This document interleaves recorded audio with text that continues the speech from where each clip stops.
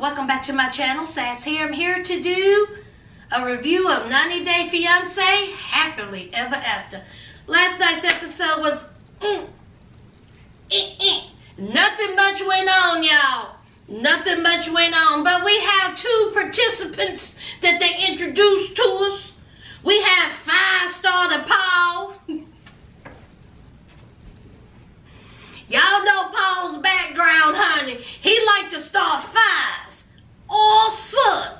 A-R-S-O-N. Okay? He's from Kentucky and he met Karina over on some dating app. Okay? As we know, they had their ups and they had their downs. And he has spent the majority of the time in Brazil. But let me tell y'all something, honey. It ain't working out. Okay? Paul cannot make ends meet.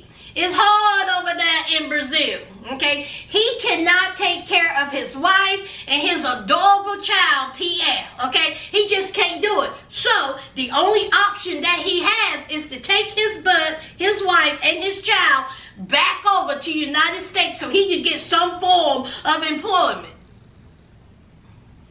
Yo, Firestarter lazy, okay? Firestarter ain't one willing to do a whole bunch of working. But, hey, he says that, you know, he got to take care of his family. Now, Karina, she has never, ever, ever left the country.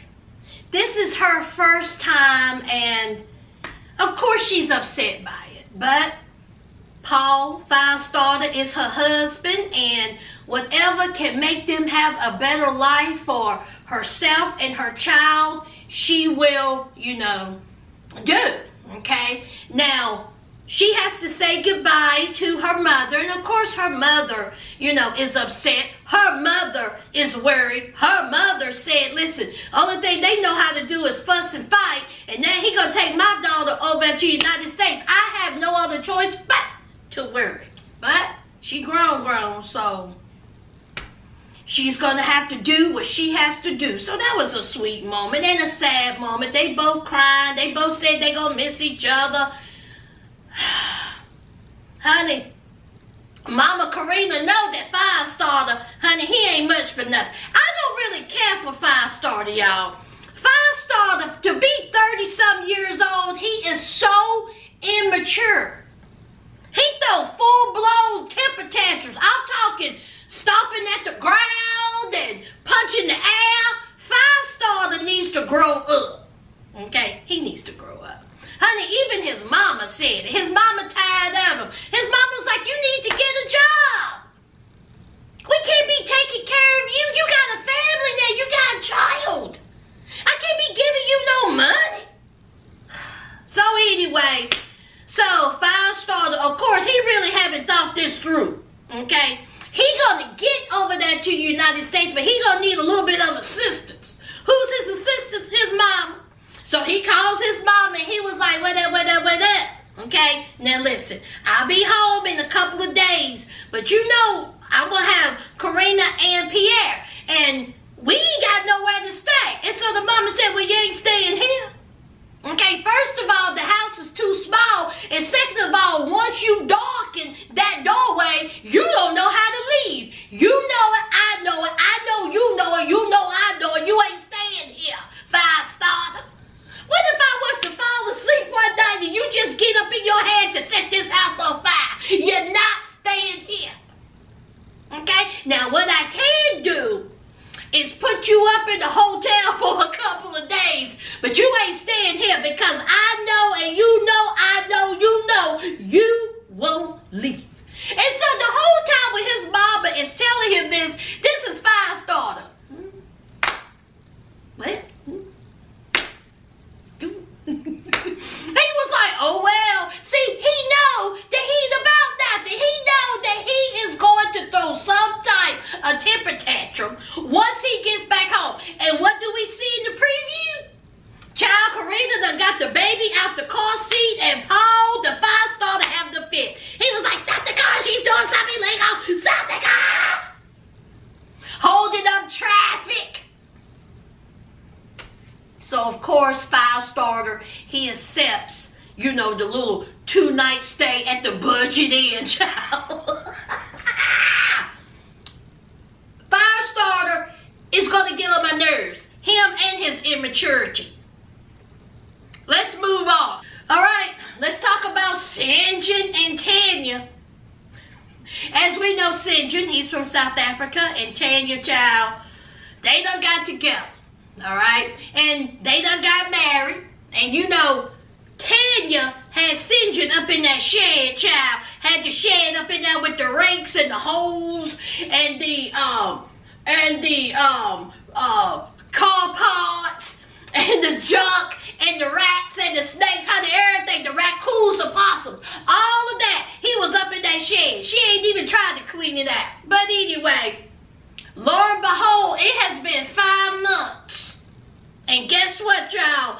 They are out of the shed. Oh, yes, they are. Now, see, Sinjin would prefer to be in a warmer climate because he don't like all that cold. He preferred to be down south. Well, they were about to go down south, but God stepped in and said, oh, no, you ain't. Honey, when I tell you, Tanya was in a car wreck and she broke her foot. So, they're going to stay in good old Connecticut for right now. You know, she got insurance. It really don't make any sense for her to leave. Okay? But, again, they got their own place. But then there's another hiccup. Neither one of them worked. Now, as we know, Sinjin, he had to work. Now, as we know, Sinjin had to wait for a permit to work. Okay? He had to wait for a worker's permit. Well, he got that. Now, as we also know, Sinjin, he really wasn't too serious about the jobs. He didn't know what he wanted to do. He wanted to be a firefighter, a policeman, an action star, a model, honey, a doctor, an astronaut, a dog trainer, honey. Sinjin just wanted to be everything. But one thing he didn't want to do, honey, he didn't want to work down there in them caves or wherever he was working in them mines. Because, honey, he got PTSD from that child. So, he ain't got no job. Now, the mama's like, listen, neither one of y'all got a job. Now, this is my questions, friends. What happened to that herbal venture that Tanya was going to do? She went on that whole retreat to try to make her own soaps and body washes and meditating beads and pearls and crystals. What happened to that?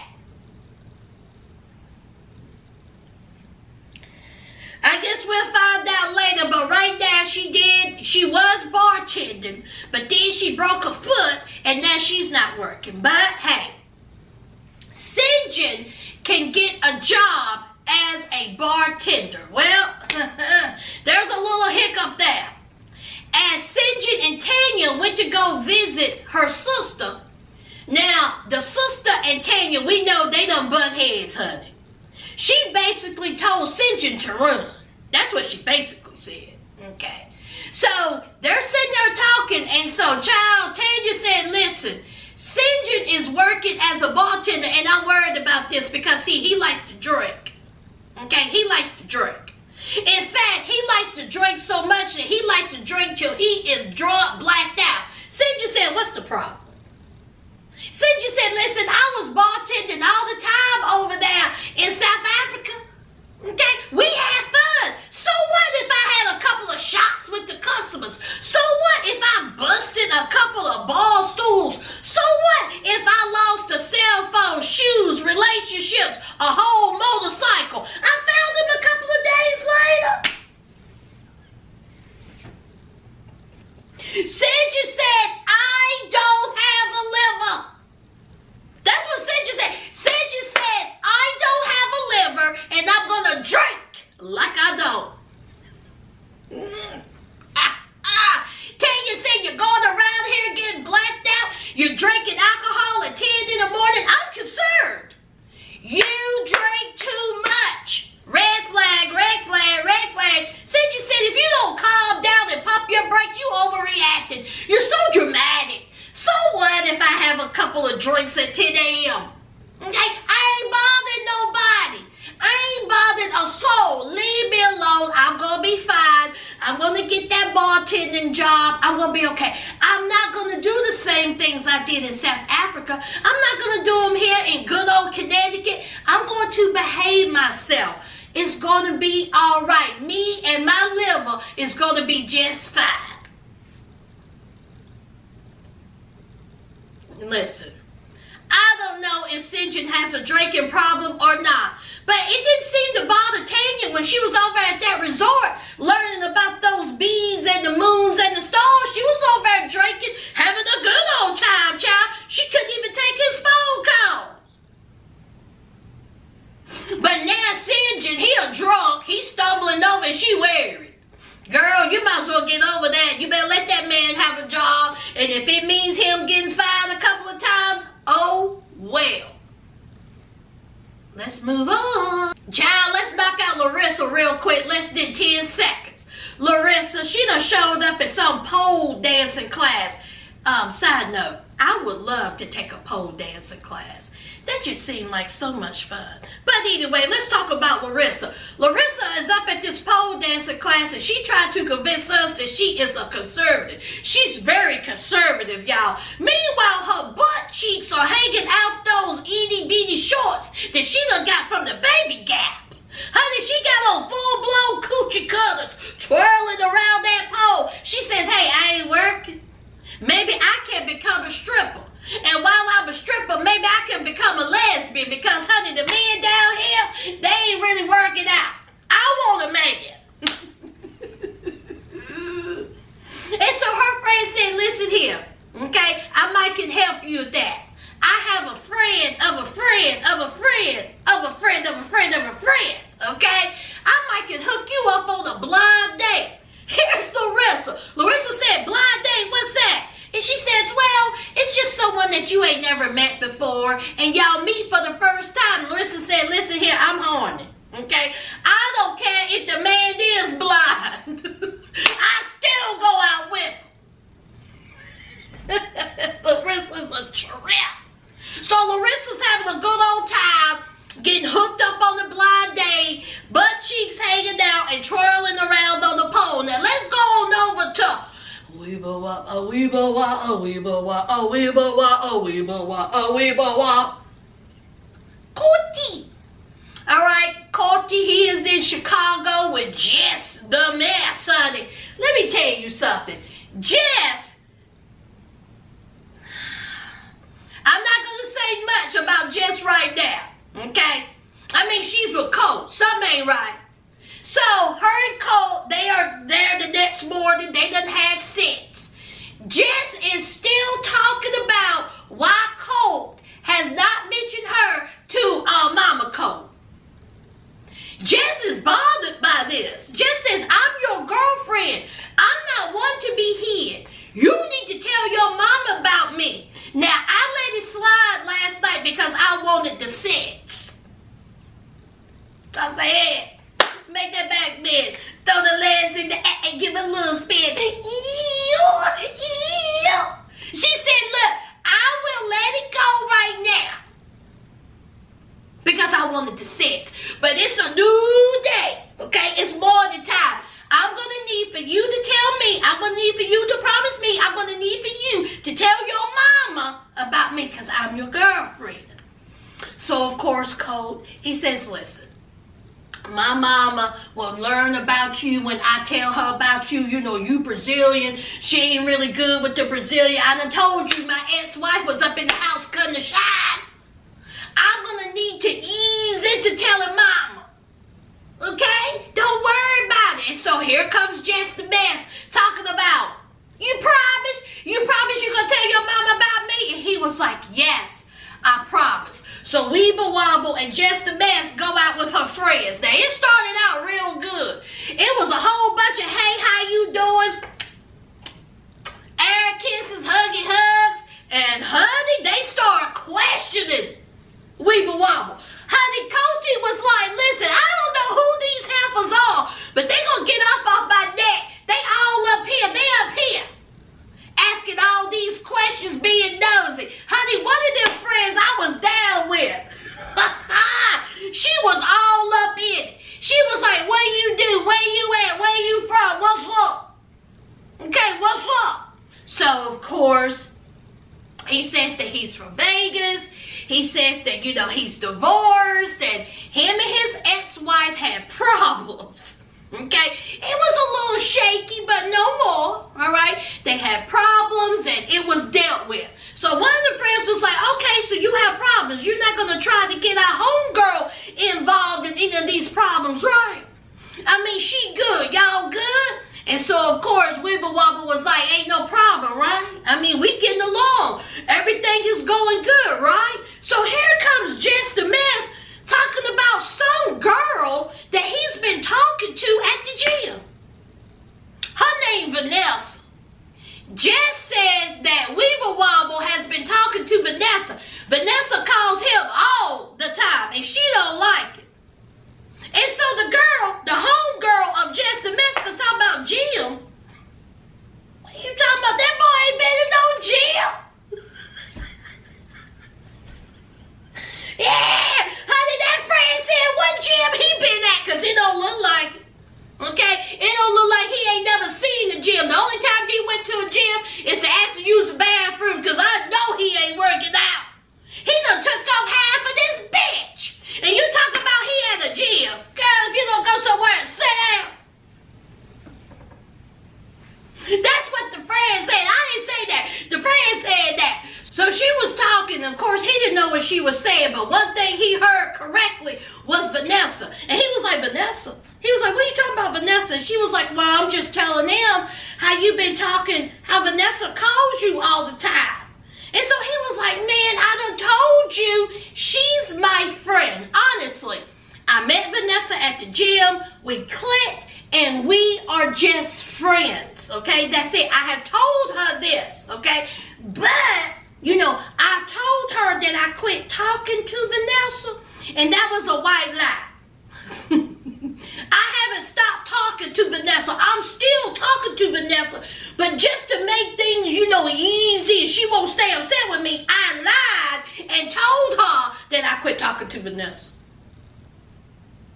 Boy, I tell you, Weeble Wobble's a whole mess.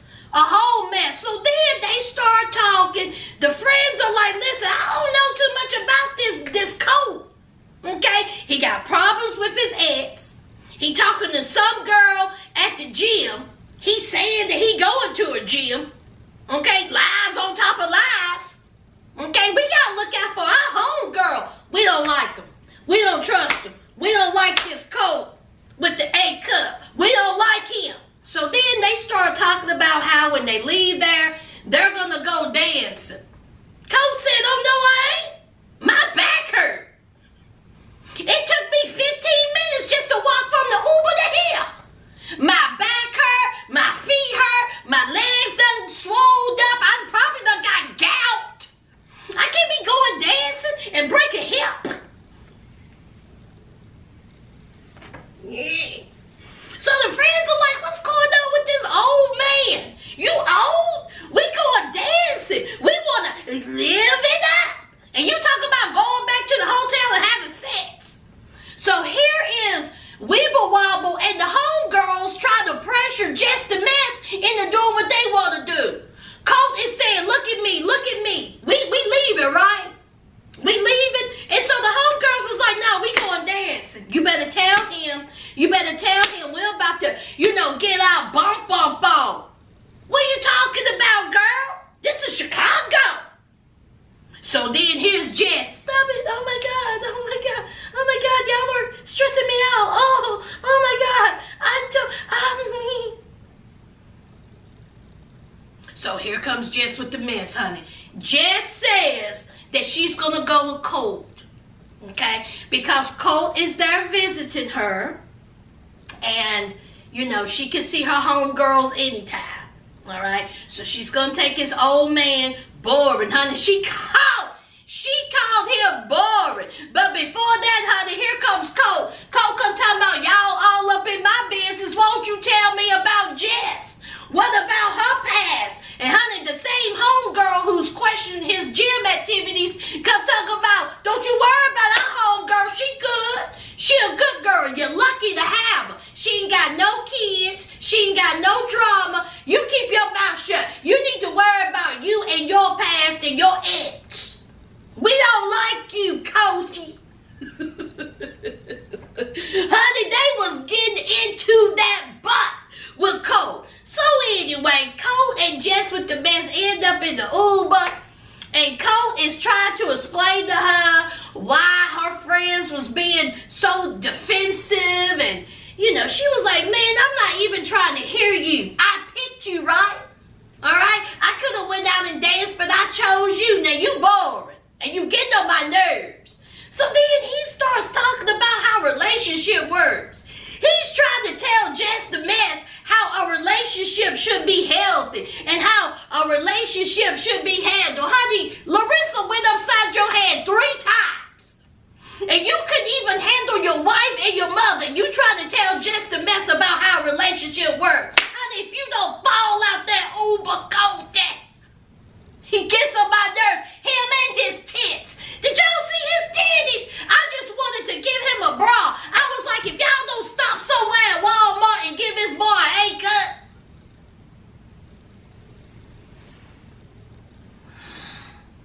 That's it for Weeble Wobble and Jess with the mess, child. That is all I can give. Okay, let's move on. Oh, let's talk about Kalena and Asula, child. Well, he playing volleyball with his homeboys. Okay, he needed to relieve some of the stress. He says, hey, that's what they do in the United States. They like to play games. So he's here playing volleyball, but he homesick. He ready to see his mom and daddy, his cousins, his sister, his brother, his aunties, his uncles. He's ready to go back to Samoa. So he's telling his homeboys that Kalena's busy. She busy at home. She busy with her 2 children. He says that she's stressed out, okay, while he works part-time at some yoga shop, smoothie shop, I don't know. But then he says that back home in Samoa, that he does man things. He does man work. See, the women stayed at home and raised the children and beat the clothes up against the rocks. That's what the women did. The men went outside and did men work. Well, I haven't seen Asula do any type of man work since he been in the United States.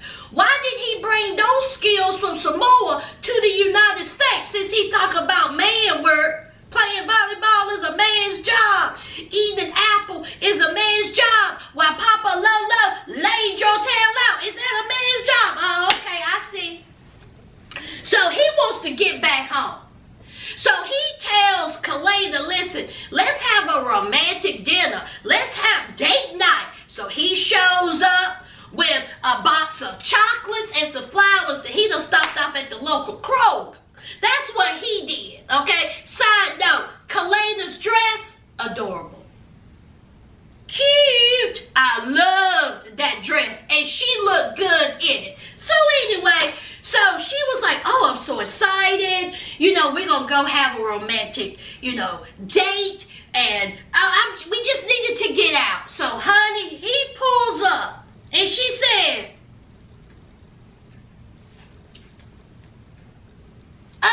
what is this? Honey, he says, I thought you would like it, honey. He done pulled up at an axe throwing place where they throw axes.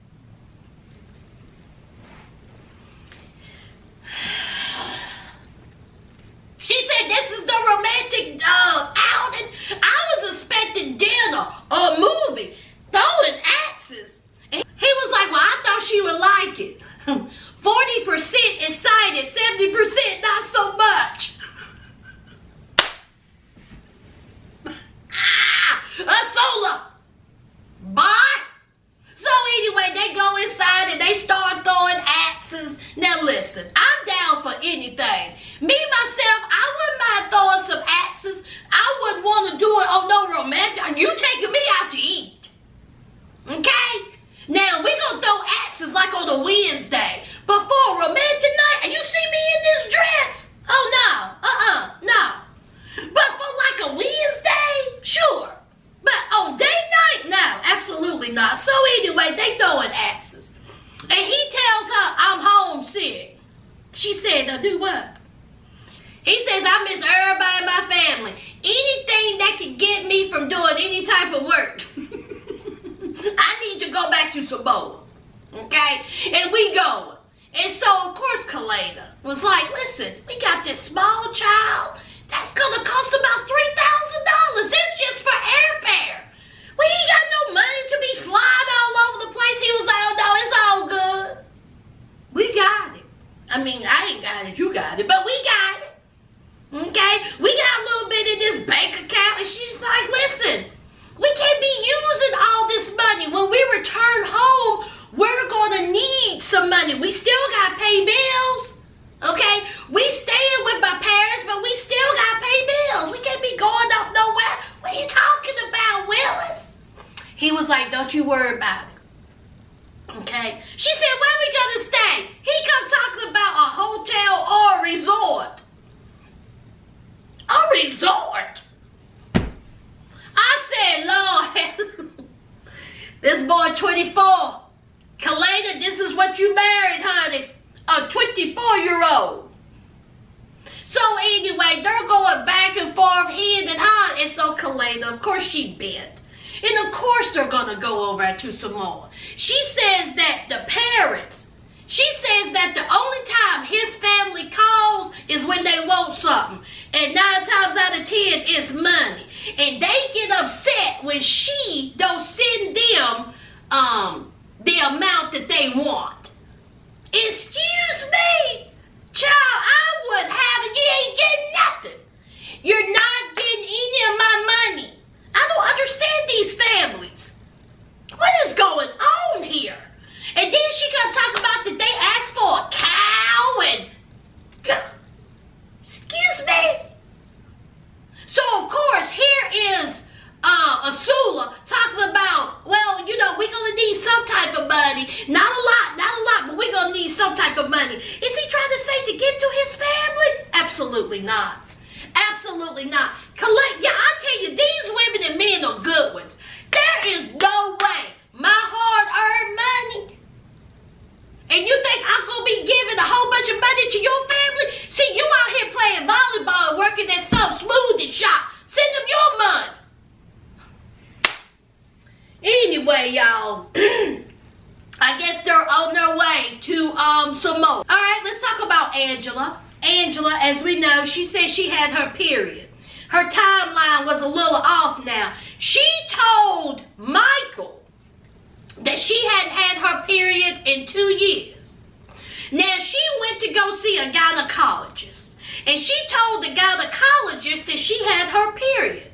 Said that it's been 3 years since she had her period. So, of course, the gynecologist is looking at her like she had 2 heads. The gynecologist said, how old are you? Angela said, I'm 54 years old. I'm engaged to a man in Nigeria, and he wants to have a baby. So the doctor was like, with who?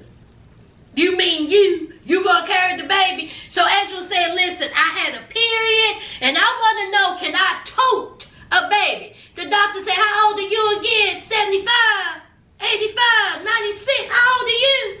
Angela said, I'm 54 years old. And so the doctor said, now listen, something ain't right here. Angela said, now let me tell you something. I was in Nigeria, and a doctor, fertility doctor, told me that I had an egg. Did y'all see how that doctor looked at her? That doctor looked at her like she had 3 heads. That doctor said, now listen, I don't know what type of GED gynecologist you went to. You ain't got no egg up in there. You ain't got no egg. In fact, I'm going to show you better than I can tell you, okay? And the reason if you have a period, it ain't got nothing to do if you trying to have no baby, or you may have a baby or some type of fertility. Something wrong with you, okay? You're 104 years old. There is no way you having a regular period. So the doctor was all up in there, and she was like, listen, you know, good news first. It's not a cyst. Bad news, it may be a fibroid. And that may be cancer. Okay. It may be cancer. We don't know. We don't know. We got to do a biopsy, and we got to see what's going on up in there. And here comes broad back Angela talking about, so I can't tote the baby. Is that what you're telling me? Doctor said, no. You ain't told listen, okay? You're 54 years old. Get that out your head. The only way that some child is going to come about is through in vitro. That's it. You are not going to tote nothing. You ain't having no baby. It ain't even possible, okay? In vitro. If that's what you want to do. Of course, Angela, she's upset because she says, listen, Michael really wants a baby, and if he finds out that I can't have a baby or there's some type of complication, he may leave me. Angela, honey, you may have cancer. Quit worrying about that baby. So, of course, she says, oh my God, I may have cancer. Child, that's what you need to be worried about. So sad, so sad. So she's home with her, bless her heart, mama. And her mama is sick and she looks sick. Child, that's just sad. Oh my God, just sad. And so she's saying that she has to go to Nigeria for 3 weeks to marry Michael. And so her mom was like, what? You going over there to marry him? And so Andrew was like, yes, mama, and I want your approval before I go over there. Do I have your approval? And so her mama said, yeah, I mean, I don't like it. I don't like it one bit, but you do have my approval. So Mama Angela gave her approval for Angela to go and child marry Michael. All right? So anyway, let's move on.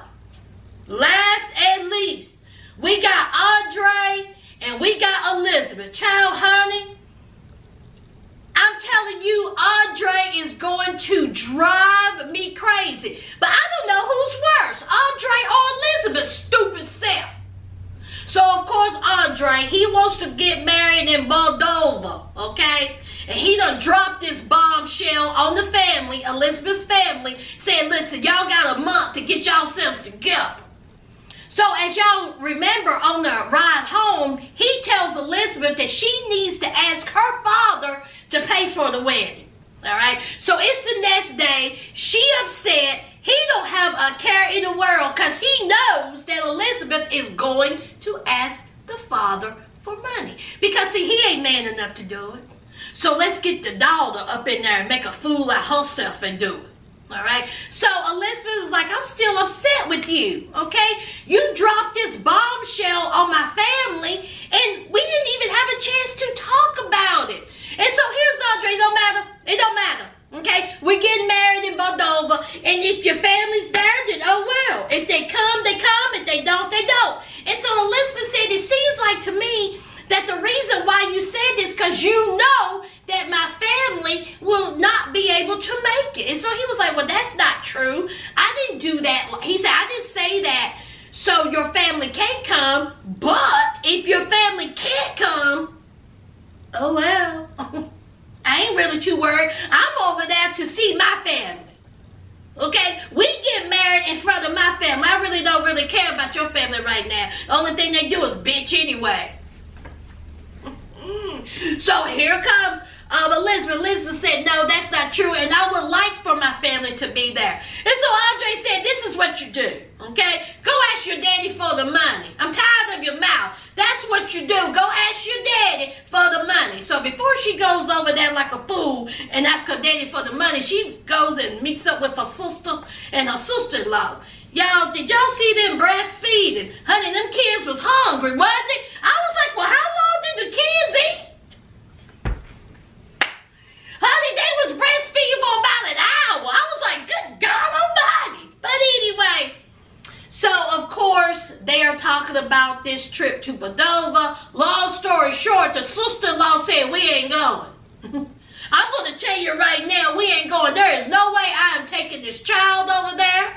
We ain't got the time. We're going to be shutting down our businesses. We ain't got time. I'm not going. And plus, we did some research on the internet, and Moldova is not the place to be. One of the sisters was like, listen, they said that Moldova is one of the worst places in the world. Okay? It's one of the most dangerous places in the world. They got shady police. They be kidnapping tourists. They be, hurting people. And you want us to drop everything and go over there? Of course, here's Elizabeth. Elizabeth said, what y'all read? Fake news.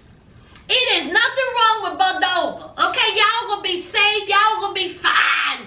Okay? The sister said, listen, I don't think I'm going. Okay? I don't think I'm going. Period, point blank. So then here comes the other sister. And the other sister said, y'all talk about this whack trip. And so she was like, listen, I'm still upset by this. Okay? Look at how Andre dropped this on us. He knew that we're not going to be able to go somewhere in 30 days. He knew this. And here he is asking us to go. It ain't right. It's not right. And so here comes Elizabeth making excuses, blah, blah, blah. And so they said, you poor. How y'all going to pay for this trip? And here's Elizabeth looking like an idiot. Well, Andre told me to go ask Dad. And they was like, of course. Of course. Of course go ask our father for money. And you stupid self is going to go over there and do it.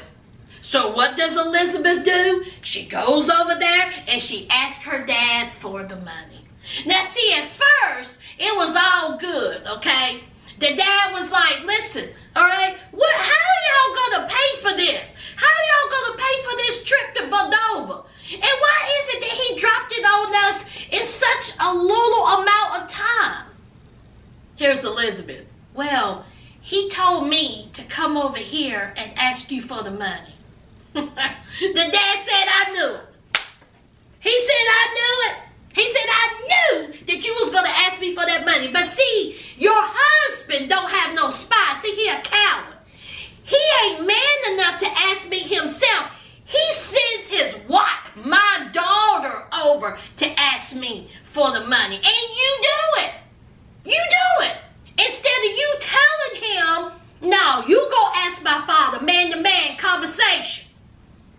So here comes Elizabeth, batting her eyes, and she was all good at first, and then she says, I just hate being in the middle. You and Andre has a terrible relationship, and I mean... So, of course, the dad was like, are you getting emotional, sweetie? She knew that once she put on the water words, honey, Papa Elizabeth can hold back. So, of course, Papa Elizabeth says, of course, I'm going to pay for your wedding. I do not want to see you upset. I'll take care of everything. So she was like, oh, okay. What you got to drink? You got anything to drink up in here? Honey, them tears dried up, child. So she goes home. Of course, Andre, he's there with Eleanor, child. Ain't doing nothing else. Putting together some table. And so he was like, what did he say? What did he say? I mean, I know he said yes. What did he say?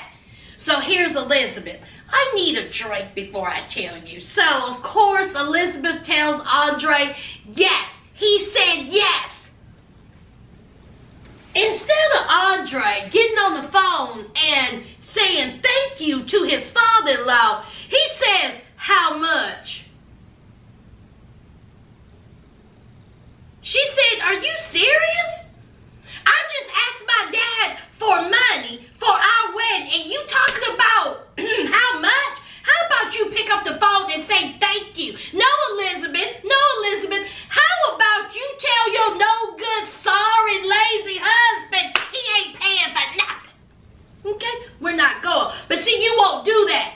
You won't do that because everything that Andre said, you do. If Andre was to say, now listen here, Elizabeth, here's a gun. I'm going to need for you to go to the 7-Eleven and rob it. Don't forget the chips. Okay? Don't forget the chips. This will be Elizabeth. Andre, he want me to rob it. I mean, I'm not sure if I need to do that. Andre, Elizabeth, get in there and do it. And don't forget the chips, sour cream and onion. Okay, I'll rob it this one time. But I won't do it again. So she goes in there and robs the 7-Eleven. And guess what her dumb self do? She forget the sour cream and onion chips. Slow, I tell you. I'm telling you, slow. Just dumb. And how selfish